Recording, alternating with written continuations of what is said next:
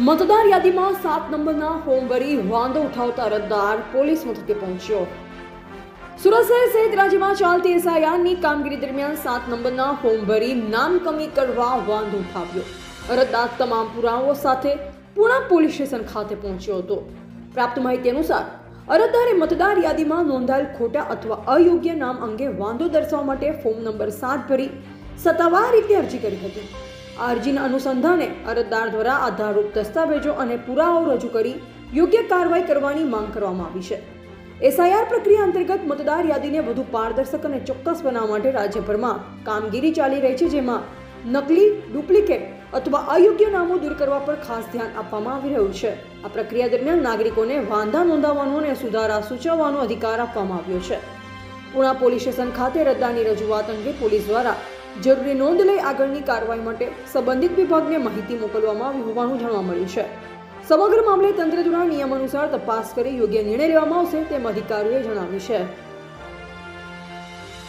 Okay 162 Karanj વિધાનસભા વિસ્તારમાં આવેલ સંજયનગર રાજીવનગરના સ્થાનિક આગેવાન અમારા શરીફભાઈ, ફિરોજભાઈ, લખનભાઈ, વાજીદભાઈ અને તમામ સ્થાનિક વડીલો તેમજ ઉમાશંકર મિશ્રાજી અને શાન ખાનની સાથે અમે અહીંયા પુણા પોલીસ સ્ટેશન ખાતે એક રજૂઆત કરવા આવ્યા છે।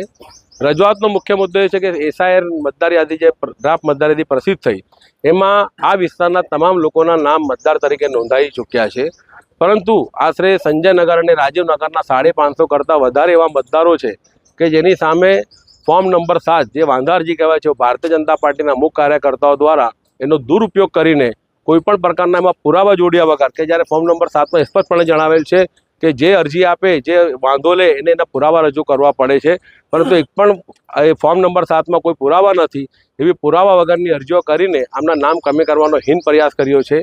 આ એસઆઈઆર મતદાર યાદીમાં નામ કમી કરવું એટલે એનો બંધારણીય અધિકાર છીનવાનો પ્રયાસ છે, દેશની નાગરિકતા છીનવાનો પ્રયાસ છે અને મુસ્લિમ સમાજ કોઈપણ સંજોગોમાં સાંખી લે નહીં। મુસ્લિમ સમાજમાં એ બાબતે ખૂબ ઉગ્ર રોષ છે। અગાઉ પણ ચૂંટણી અધિકારીને બાબતે રજૂઆત કરી ચૂક્યા છે। આજે પોલીસ સ્ટેશન ખાતે આવીને અમારી રજૂઆતનો મુખ્ય મુદ્દો હોય છે કે જ્યારે ચૂંટણી પંચે સ્પષ્ટ દર્શાવેલ છે કે એને 1 વર્ષની સજાની જોગવાઈ અને આર્થિક દંડની જોગવાઈ છે કે જે પુરાવા વગરની અરજી કરે અને જે વ્યક્તિઓ આવે દુરુપયોગ કરીને તંત્રને ગેરમાર્ગે દોરી રહ્યા છે એની સામે પણ કાયદેસરની કાર્યવાહી થવી અનિવાર્ય રીતે થવી જ જોઈએ।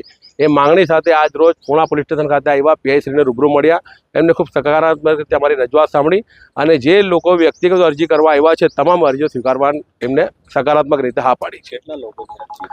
સંજયનગરના આશરે 450 જેટલા મતદારો છે અને રાજીવનગરના આટલે 100 કરતાં વધારે મતદારો છે, એટલે 550 થી 600 મતદારોની આ સંખ્યા છે ને એ પણ માત્ર મુસ્લિમ સમાજ મતના મતદારો છે।